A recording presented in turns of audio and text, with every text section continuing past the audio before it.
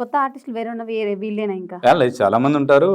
ఇంకోటి కన్నడ మూవీలో కూడా శకునికి చెప్పాడు, విశ్రాంత విస్తీర యశో విశాల విరాజ పూరిత కీర్తి ప్రతాప పూరిత నిత్య సస్య శ్యామల జరీ వనసరి మృగక నర్తిత అని. ఇది ఒక వేరియేషన్. ఇంకా చాలా పెద్ద డైలాగ్ ఇది. అట్లా అదొకటి. అదే ఓకే, ఇది పక్కన పెడితే ఇంకా వేరే చాలా వాయిసెస్ ఉంటాయి, అడగొచ్చు. సూపర్ సార్, అసలు గ్రేట్. అసలు ఇప్పటి వరకు చాలా మంది మీ దగ్గరికి వస్తుంటారు కదా, సో ప్రెసెంట్ అంటే ఫీనా లేదంటే ఆన్లైన్ క్లాసెస్ కూడా తక్కువ ఫీ అంటే హైదరాబాద్ లో ఉన్నటువంటి ఫీజుల కంటే చాలా తక్కువ ఫీ, ఎక్కువ రిజల్ట్. చాలా ఎక్కువ రిజల్ట్ ఉంటుంది. బట్ ఏంటంటే మనకు వాయిస్ టెక్నిక్, మైక్ టెక్నిక్స్ అన్నీ ఉంటాయి అన్నమాట. ఈచ్ అండ్ ఎవ్రీథింగ్, ప్రతిదీ కూడా ఉంటుంది. మనం ఒక స్టేజ్ మీద ఎక్కితే ఎలా ఉండాలి, ఇట్లా చాలా అంశాలు ఉంటాయి. చాలా తక్కువ ఫీజు తోటి మనం నేర్పిస్తాం అనమాట. మరి ఇప్పుడు ఓన్లీ దీన్ని నమ్ముకొనే బతుకుతున్నారు మీరు. అవునండి. సో మీ ఆర్థిక పరిస్థితి ఎలా ఉంది మరి ప్రెసెంట్ ఇప్పుడు? ఎలా ఉందంటే అలాగే ఒక ఇప్పుడిప్పుడే నిలదొక్కుని కళామ తల్లి దయ వల్ల ముందుకు వెళ్తున్నాం అనమాట. ఓకే, ఎంతవరకు చదువుకున్నారు సార్ మీరు? నేను డిగ్రీ డిస్కంటిన్యూ. బేసిక్గా మీరు ఈవెంట్స్కి కూడా వెళ్తుంటారని మాకు తెలుసు. ఈవెంట్స్కి వెళ్ళినప్పుడు కొంతమంది పేమెంట్ ఇస్తారు, కొంతమంది ఎగ్గొట్టడం కూడా జరుగుతుంటుంది. సో మీకు ఎప్పుడైనా అటువంటి సంఘటన జరిగిందా? బోల్డ్ అన్ని టైంలో, చాలా టైంలో జరిగిందండి. అంటే పొలిటీషియన్స్ వాయిసెస్ చేసినప్పుడు అని, అంటే కొన్ని సంబంధం లేని విషయాలు ఒక లింక్ కట్టి, అంటే ఇలా అయింది ప్రోగ్రామ్, అలా అయింది ప్రోగ్రామ్ అని చెప్పేసి కొన్ని విషయాలు మాట్లాడి అట్లా పేమెంట్ ఎగ్గొట్టే వాళ్ళు చాలా, అంటే ఎక్కడో ఒకతోటి, అందరూ ఉండరు. ప్రేక్షకులు ఎప్పుడు అంటే చేసిన కష్టాన్ని గుర్తిస్తారు. చాలా తక్కువ, అంటే అవమానాలు ఎక్కువ చూశాను, కానీ పేమెంట్ విషయంలో అయితే చాలా తక్కువ అనమాట కేసెస్. అట్లాగా బేసిక్గా ఇండస్ట్రీలోకి అడుగు పెట్టడం అంటే అది అమ్మాయి అయినా సరే అబ్బాయి అయినా సరే చాలా కష్టం. అవును. ఇప్పటి వరకు నార్మల్గా ఈ స్టేజ్ వరకు వచ్చినట్టే గ్రేట్. సో ఎన్నో అవమానాలు ఉంటాయి. మీరు అందులో బాధాకరమైన సంఘటన ఏమైనా ఉందా? బోల్డ్ ఎన్నో ఉంటాయి, ఒకటి కాదు రెండుగా. మిమిక్రీ కెరీర్ పరంగా చూసుకుంటే ఎన్నో అవమానాలు చూశాను. ఫస్ట్ నీ ఫేస్ చూసుకున్నావు, నువ్వు మిమిక్రీ చేస్తావు అన్న వాళ్ళు ఉన్నారు. తర్వాత వచ్చేసి అదే స్టేజ్ మీద నన్ను అవమానించిన వాళ్ళ చేతుల మీదనే సన్మానాలు సత్కారాలు తీసుకున్న రోజులు కూడా ఉన్నాయి. ఇలాగ చాలా చెప్పుకుంటూ పోతే చాలా ఉంటాయి. అంటే ఒక్కొక్క అంశము ఇంకా ఈవెంట్స్ పరంగానే కాకుండా, అదర్వైజ్ ఈ మిమిక్రీ పరంగానే కాకుండా డబ్బింగ్ పరంగా కూడా కొన్ని ఫస్ట్ వచ్చిన కొత్తలో ఒక 1.5 year బిఫోరు ఏం చెప్తావు వాయిస్ అది ఇది అని చెప్పేసి నవలు ఉన్నారు. బట్ ఏంటంటే వాళ్ళే ఇప్పుడు రెగ్యులర్గా వర్క్ కూడా ఇస్తున్నారు.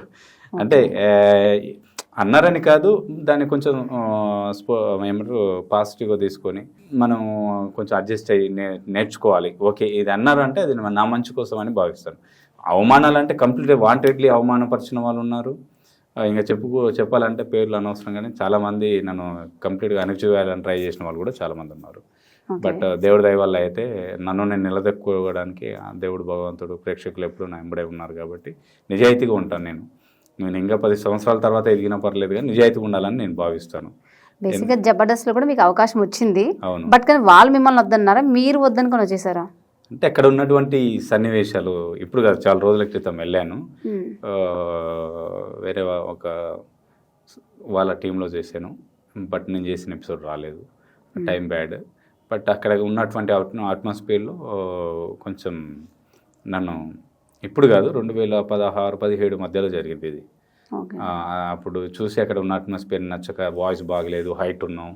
తర్వాత చాలామంది ఇంటర్వ్యూలలో ఏమంటారంటే, అంటే అప్పుడు ఆడిషన్స్కి వెళ్ళినప్పుడు, లేదు మీరు వాయిస్ బోల్డ్గా ఉంది, తర్వాత మీరు విలన్ వాయిస్కి సెట్ అవుతుంది, క్యారెక్టర్ మీరు కమెడియన్కి రారు, తర్వాత వచ్చేసి ఏదైనా పోలీస్ క్యారెక్టర్ చేసుకోండి, ఏదైనా సైడ్ క్యారెక్టర్ చేసుకోండి, ఇది చెప్పి నన్ను చాలా మటుకు రిజెక్ట్ చేసేసరికి ఇంక నేను అటు సైడ్ వెళ్ళడం బంద్ చేశాను అనమాట.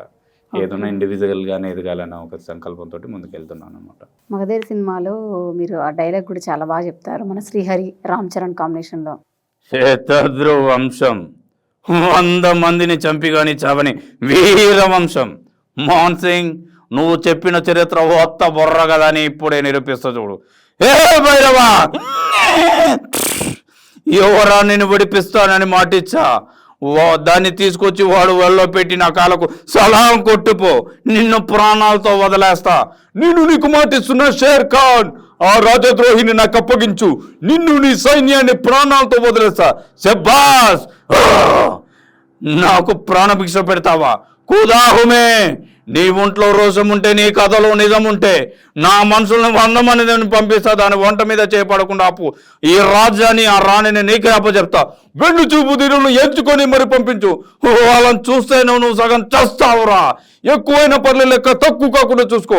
100లో ఒక్కడు మిగిలిన నువ్వు ఓడినట్టేరా. ఒక్కొక్కని కాదు షేర్ ఖాన్, 100 మందిని ఒకేసారి రమ్మను. రాహత్, ఈ పొగరు మాటల్లో కాదురా, చేతల్లో చూపించు. సైతానికి హుసేన్. ఇలాగా ఇద్దరు కాంబినేషన్ ఉంటుంది. మనతో శ్రీహరి గారు లేకపోయినా మీ వాయిస్ వింటే సేమ్ గా శ్రీహరి గారు మనతో ఉన్నట్టే అన్న ఫీలింగ్ వచ్చింది తెలుసా. Thank you. లాస్ట్కి కూడా ఇలా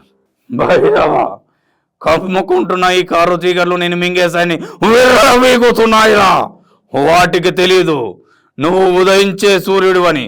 ఏదో ఒక రోజు ఈ చీకటి కడుపును చీల్చుకుంటూ ఓడిపోయిన నీ ప్రేమను గెలిపించుకోవడానికి మళ్ళీ పుడతావురా భైరవా, మళ్ళీ పుడతావు అని లాస్ట్లో వస్తుందన్నమాట. మమ్మల్ని అయితే భయపెట్టడానికి వచ్చాను ఎందుకు అంటే లైవ్ లో చూస్తున్నాం కదా, బేస్ వాయిస్ అసలు థ్యాంక్ యూ, నిజంగా చాలా గ్రేట్ అండి అసలు. థ్యాంక్ యూ అండి. ఇంకా మిర్చి మూవీలో కూడా సంపత్ రాజ్ గారు వాయిస్ కూడా. ఎస్, సంపత్ రాజ్ గారికి కూడా వాయిస్ చాలా బాగుంటుంది. ఆయన వాయిస్కి రిలేటెడ్గా 3 వాయిస్ రవిశంకర్ గారిది, అంటే ఒక్కొక్క కొంచెం మన బేసెస్ తేడా కానీ కొంచెం రిలేటెడ్గానే ఉంటాయి అన్నమాట. తర్వాత వచ్చేసి సాయి కుమార్ గారిది కూడా ఉంటుంది సేమ్ అదే మూవీ. ఓకే, మనం మిర్చి సినిమాలో సంపత్ రాజ్ గారు వాయిస్ తీసుకుంటే లాస్ట్ ఫైటింగ్ సీన్లో వాళ్ళు లేవడానికి ఎన్ని రోజులు పట్టుద్దో తెలియదంట, తిరిగి లేస్తారో లేదు కూడా తెలియదంట. నచ్చావురా, నీళ్ళంటోడి కోసమే నేను వెతుకుతున్నాను. నీ కాలు కడిగి దాన్నిచ్చి నీకు నేను పెళ్లి చేస్తాను రా. కానీ ఒక్క సాయం కావాలి. ఆ ఊళ్ళో అణు పౌరుషంతో రక్తం మరిగే ఒక మగాడున్నాడు. వాడొక్కడిని చంపి నా పగని పంచుకోరా. నీకు జీవితాంతం దాసోహం అంటాను. మారురా, ఆ ఊరు మీద నీ కన్ను పడితే నీ కంటి మీద కునుకు లేకుండా చేసిన మగాడు చచ్చిపోయాడు. చచ్చిపోయి ఇలా ప్రేమగా మాడాడు. నీ కళ్ళ ముందుకొచ్చాడు. అంటే నేను వెతుకుతున్న మగోడు పగోడు వీడు మనోడు అనుకున్నాము, కాదు, వాడు పగోడు, మనం చంపడానికి వచ్చిన పగాడు అని చెప్పేసి అంటాడు ఆ సినిమాలో. అది ప్రకాష్ రాజ్ గారి వాయిస్ కూడా సేమ్ డిటో దింపేస్తారు. ఒకసారి మా కోసం ఆయన డైలాగ్స్ ఏమైనా ఉంటాయి. ఎవర్రా నువ్వు, తప్పురా, తప్పు ఒరే, నీకు విషయం తెలియదు అనుకుంటా. నా దగ్గర నుంచి 1 కోటి రూపాయలు పట్టుకెళ్ళి మళ్ళా సంపాదించుకుంటా. నా దగ్గర నుంచి కిలో బంగారం పట్టుకెళ్ళి మళ్ళీ కొనుక్కుంటా. అదేంటి స్వప్న, నా గుండెని పట్టుకెళ్ళిపోతా ఎట్టారా. ఒరే, అది నా హార్టు, నా లైఫ్, వైఫ్, మై డార్లింగ్, నా గుండెని పట్టుకుపోతే ఎట్టారా. ఒరే, స్వప్న ఊరుమైతే నేను మెరుపునిరా. స్వప్న సంక్రాంతి ముగ్గు అయితే అందులో గొబ్బెమ్మున్నదా. నిన్ను చంపి నా ప్రేమకు రక్తాభిషేకం చేస్తాను. వీడి ఒంట్లో నుంచి ఎవరికి ఏ పాట కావాలో నరుక్కొండిరా అని చెప్పి ఇట్లా. అయితే సో టోటల్గా ఎవరైనా సరే మిమిక్రీ అనేది నేర్చుకోవచ్చు విత్ ఇన్ 45 డేస్లో. Mimicry, ventriloquism, sounds, voice base, voice speeches mechanism, తర్వాత వచ్చేసి వాయిస్ కమాండింగ్, తర్వాత వచ్చేసి వాయిస్ని ఎలా వాడుకోవాలి, మనకు వాయిస్ అంటే డబ్బింగ్ చెప్పాలంటే కూడా మన వాయిస్ ఎలా మోల్డ్ చేసుకోవాలి, వాయిస్ మాడ్యులేషన్స్, ఇలా చాలా అంశాలు ఉంటాయి అన్నమాట.